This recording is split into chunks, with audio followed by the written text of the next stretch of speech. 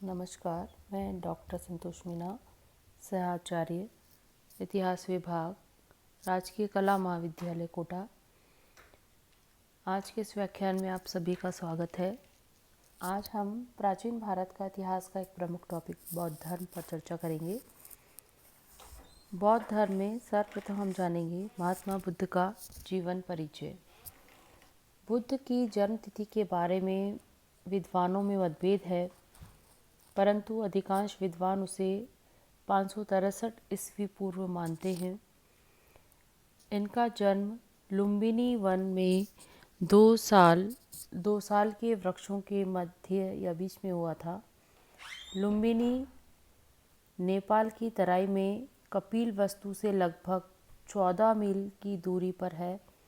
इनकी माता का नाम महामाया था या माया देवी भी लिखा गया है और उनके पिता का नाम शूद्रोधन था। माता कोलीय वंश की राजकुमारी थी और पिता शाक्य वंश के क्षत्रिय राजा थे। वह सूर्यवंशी क्षत्रिय थे। कपिलवस्तु शाक्य गणराज्य की राजधानी थी। वह कौशल नरेश यानी अवध के राजा के अधीन था। लुम्बिनी वन में बाद में अशोक ने एक स्तंभ भी बनवाया है जिस पर लिखा हुआ है कि यहाँ शाक्य मुनि बुद्ध उत्पन्न हुए थे। गौतम बाल्यकाल का नाम है। बाल्यावस्था में उन्हें सिद्धार्थ भी कहा जाता था। गौतम नाम जो है उनकी मौसी गौतमी या गौतमी के नाम पर पड़ा है। गौतम के जन्म के 7वें दिन उनकी माता की मृत्यु हो गई थी और उनका लालन पालन जो है उनकी मौसी प्रजापति गौतमी ने किया था, इसलिए उनका नाम जो है वो गौतम पड़ा। गौतम के जन्म पर कालदेव और ब्राह्मण कौंडिन्य ने एक भविष्यवाणी की थी। उन्होंने कहा था कि यह बच्चा बुद्ध बनेगा और रोगी, बूढ़े पुरुष और मुर्दे को देखकर उनका सांसारिक जीवन से मोह भंग हो गया था। उनका विवाह 19 या 16 वर्ष की आयु में हुआ था यशोधरा से और उनके एक पुत्र भी था जिसका नाम था राहुल। 29 वर्ष की आयु में उन्होंने गृह त्याग दिया था। सर्वप्रथम उन्होंने आलार कलाम तथा रामपुत्र को अपना गुरु बनाया था, लेकिन उनकी आत्मा को उससे शांति नहीं मिली। अरुवेला नामक स्थान पर कौंडिन्य तपस्वी मिले। उनके साथ उन्होंने कठोर तपस्या की। आत्मा को फिर भी शांति नहीं मिली। उसके बाद उनको यह विश्वास हो गया कि शरीर को बहुत अधिक कष्ट देने से मोक्ष प्राप्ति नहीं हो सकती।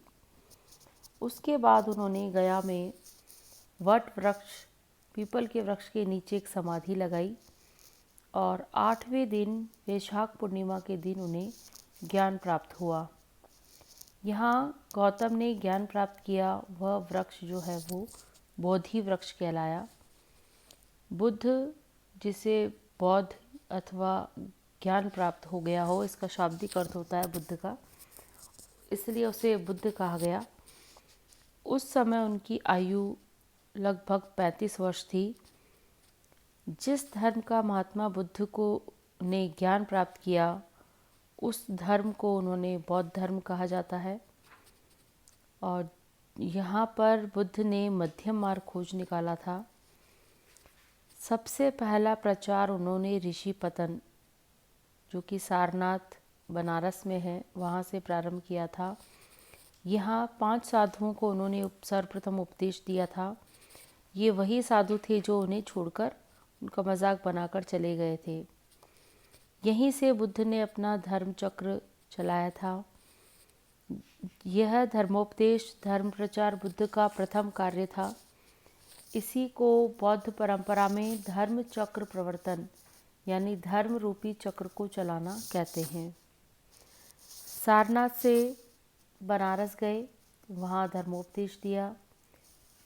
यश, पुन्ना और गोमती इनके शिष्य बने।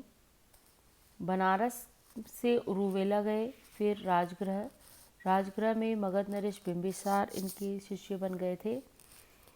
बुद्ध ने अपने धर्म की नींव मगध में रखी थी, तथापि उनके धर्म की मुख्य प्रगति कौशल में हुई। कौशल नरेश, प्रसेनचित और उनकी रानी मलिका, बहनें सोम, सकुला उनके शिष्य बन गए। कौशल में बुद्ध ने सबसे अधिक उपदेश दिए और उनके वहाँ पर बहुत अधिक शिष्य बने। बुद्ध की धर्मपत्नी, पुत्र और माता गौतमी, वैशाली की आम्रपाली उनकी शिष्य बन गई थी और क्रूर डाकू अंगुलीमाल भी उनका शिष्य बन गया था। उसने हिंसा को त्याग दिया था। देवदंत और अजातशत्रु ने बुद्ध को मरवाने के लिए षड्यंत्र रचे, लेकिन वो सफल नहीं हुए। बाद में अजातशत्रु भी उनके शिष्य बन गए। उनका महापरिनिर्वाण वैशाख पूर्णिमा को कुशीनगर में हुआ। 487 ईस्वी पूर्व 80 वर्ष की आयु में उनका महापरिनिर्वाण हुआ। उनके मुख्य शिष्यों में आनंद, महाकश्यप थे। उनकी राख 8 भागों में भारत में विभाजित की गई और वहाँ पर स्तूप बनाए गए। और इनके गृह त्याग की जो घटना थी उसे महाभिनिष्क्रमण कहते हैं। अब है आपके बुद्ध धर्म के प्रमुख सिद्धांत क्या क्या हैं। सर्वप्रथम हम लेते हैं 4 आर्य सत्य। बुद्ध ने 4 आर्य सत्य बतलाए हैं जो इस धर्म की आधारशिला है। इसके अन्य सभी सिद्धांतों का विकास इन आर्य सत्यों के आधार पर ही हुआ है। सर्वप्रथम है दुख।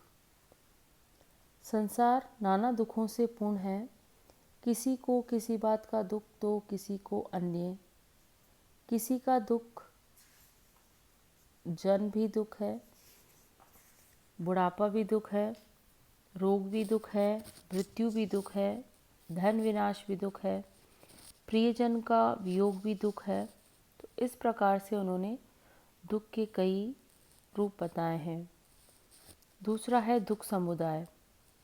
सभी दुखों का जन्म तृष्णा या वासना से होता है। फिर है दुख निरोध। दुखों से मुक्त होने के लिए उसके कारण का निवारण आवश्यक है। फिर है दुख निरोध मार्ग। दुखों को दूर करने के लिए उन्होंने अष्टांगिक मार्ग बताए हैं। अब है दूसरी शिक्षा अष्टांगिक मार्ग। उन्होंने क्या क्या मार्ग बताया, उसमें सर्वप्रथम है सम्यक दृष्टि। सम्यक दृष्टि में सम्यक का अर्थ होता है सत्य। सत्य असत्य, पाप पुण्य, सदाचार दुराचार में भेद करना ही सही ज्ञान है।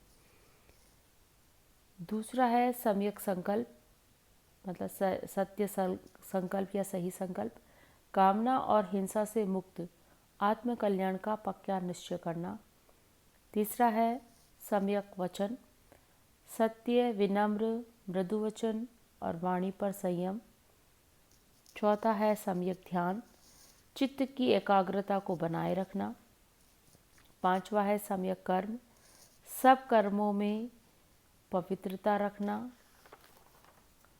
फिर है सम्यक प्रयत्न। सत्कर्मों के लिए निरंतर उद्योग करते रहना, कार्य करते रहना। सातवां है सम्यक विचार या स्मृति। लोभ आदि चित्त के संतापों से बचना तथा उत्तम शिक्षाओं को सदैव याद रखना। आठवां है सम्यक आजीविका। न्यायपूर्ण मार्ग से आजीविका चलाना। अब है मध्यम प्रतिपदा। निर्वाण का शाब्दिक अर्थ उन्होंने बताया है बुझा हुआ, और निर्वाण प्राप्ति के लिए उन्होंने मध्यम मार्ग बताया है। वे संयम और सदाचार को ही जीवन का सार समझते थे। मध्यम मार्ग में न तो शारीरिक कष्ट और क्लेश है, क्लेश से मुक्ति या क्लेश से युक्त कठोर तपस्या को उचित बताया है, और न ही उन्होंने सांसारिक भोग विलास को। मतलब न तो वो अधिक कष्ट पर या क्लेश में जोर देते हैं और न ही वो भोग विलास पर जोर देते हैं। वस्तुतः वह दोनों अतियों के बीच का मार्ग है, इसलिए इसे मध्यम मार्ग कहा गया है। अगली शिक्षा है इसकी 10 शील। 10 शील में आचरण के उन्होंने कुछ नियम बताए हैं। इन्हें सदाचार के नियम भी कहते हैं या कह सकते हैं। इन्होंने अपने अनुयायियों को मन वचन कर्म से पवित्र रहने को कहा है। पहला है अहिंसा का पालन करना, दूसरा झूठ का परित्याग करना, तीसरा है चोरी नहीं करना, चौथा है वस्तुओं का संग्रह न करना, पांचवा है भोग विलासी न बनना, छठा है नृत्य और गान का त्याग करना, सातवां है सुगंधित वस्तुओं का त्याग करना, आठवां है असमय भोजन न करना, नौवां है कोमल शैया का त्याग करना और 10वां है कामिनी कंचन का त्याग करना। इन 10 शीलों में प्रथम 5 आचरण जो है वो गृहस्थ उपासकों के लिए है और अंतिम 5 आचरण जो है वो भिक्षुओं के लिए आवश्यक बताए गए हैं। तो इस प्रकार ये जैन धर्म की शिक्षाएं हैं।